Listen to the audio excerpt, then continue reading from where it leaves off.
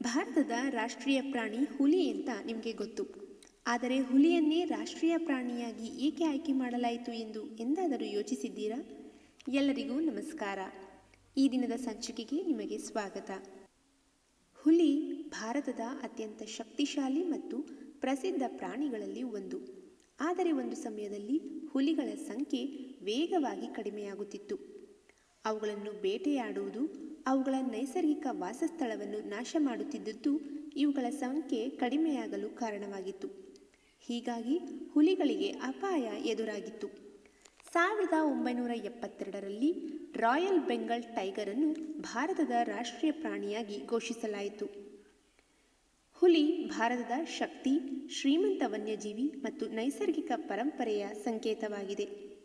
ಅಷ್ಟೇ ಅಲ್ಲ, 1973ರಲ್ಲಿ ಹುಲಿಗಳನ್ನು ಮತ್ತು ಅವುಗಳ ವಾಸಸ್ಥಳವನ್ನು ರಕ್ಷಿಸಲು ಪ್ರಾಜೆಕ್ಟ್ ಟೈಗರ್ ಯೋಜನೆಯನ್ನು ಆರಂಭಿಸಲಾಯಿತು. ಇಲ್ಲಿ ಮತ್ತೊಂದು ಆಸಕ್ತಿದಾಯಕ ವಿಷಯವೇನೆಂದರೆ, ಹುಲಿಯನ್ನು ಅಂಬ್ರೆಲಾ ಸ್ಪೀಷೀಸ್ ಎಂದು ಕರೆಯಲಾಗುತ್ತದೆ.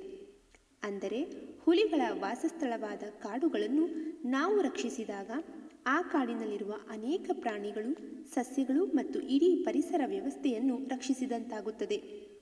ಹಾಗಾಗಿ ಹುಲಿ ಕೇವಲ ಭಾರತದ ಒಂದು ರಾಷ್ಟ್ರೀಯ ಚಿಹ್ನೆಯಲ್ಲ. ಹುಲಿಯನ್ನು ರಕ್ಷಿಸುವುದು ಎಂದರೆ ಕಾಡನ್ನು ಮತ್ತು ಕಾಡಿನ ಮೇಲೆ ಅವಲಂಬಿಸಿರುವ ಅನೇಕ ಜೀವಿಗಳನ್ನು ರಕ್ಷಿಸಿದಂತೆ. ಈ ಮಾಹಿತಿ ನಿಮಗೆ ಇಷ್ಟವಾಯಿತೆಂದು ಭಾವಿಸುತ್ತೇನೆ.